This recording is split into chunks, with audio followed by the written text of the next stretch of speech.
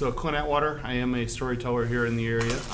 Full-time pharmacist, that's what pays the bills. Oh, okay. But drug dealing makes a lot of money, but not. I don't know. I'm sure you don't do that stuff. But no. I don't hear it. So I started getting interested in storytelling back in 2018, and I found out about this program and wanted to come and I had heard Rex's name in the area and wanted to come and any chance I get to be involved with more storytelling, help spread the word of the oral tradition of storytelling, I want to be there. How did you come up with that, the magic dipper, whatever the thing? How'd that come about? So that was a project within the workshop is to just, it's what I call doing a round robin or you start telling the story and then it just gets added to and it gets more and more difficult because you have to remember what the person said before you.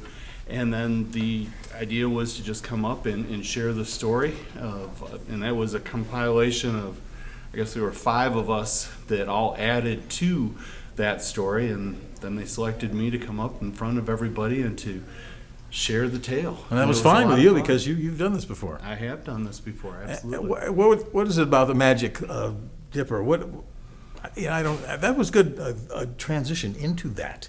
It was like, oh, okay, and you use it wrong and you're screwed. Yeah, and it was it's a moral tale. Almost. It was a moral tale, and that's one of the wonderful things about a lot of your stories is, the folk tales, the jack tales, all of them have a universal truth. And the thing is that universal truth gets passed along, and it's something that people can relate to. They may not understand what a magic dipper is, but they can understand that if you use it wrong, that it's going to lose its abilities. And so that's what we call a universal truth, and that's why so many people can relate to the folk tales, the fairy tales, things like that, because they are built around those universal truths. What do you think was the importance of this, developing this together as a group, and what is the ultimate, I don't know, there's not ultimate goal maybe, but perhaps ultimate truth or something to learn or something, what? I think the thing that we all learn from sharing stories is just that we need to share stories, that we're losing that tradition. Our kids, they're getting all of their entertainment from a screen one way or another, and I was talking with some other people in my group that, they don't go and they just have the time to just sit and listen to the family stories. I grew up not in Virginia, but in Michigan, sitting on our family property around the bonfire and hearing the stories being shared and remembering them.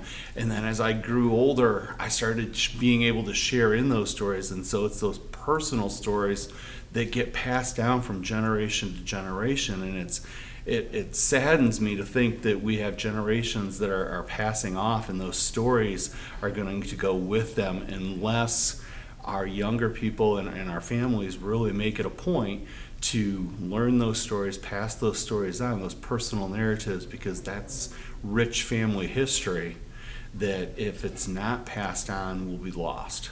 Do you have children? I do. And have you impressed upon them? Do you think they're getting it? I do, because I have heard them tell stories and I have heard them share some of the family lore that has been passed down. And they got to, before we moved here, they got to experience our property in northern Michigan and feel the community, the family around that. So yeah, I've heard them pass on the stories that I've shared that were passed on to me. So it is absolutely carrying on through the generations.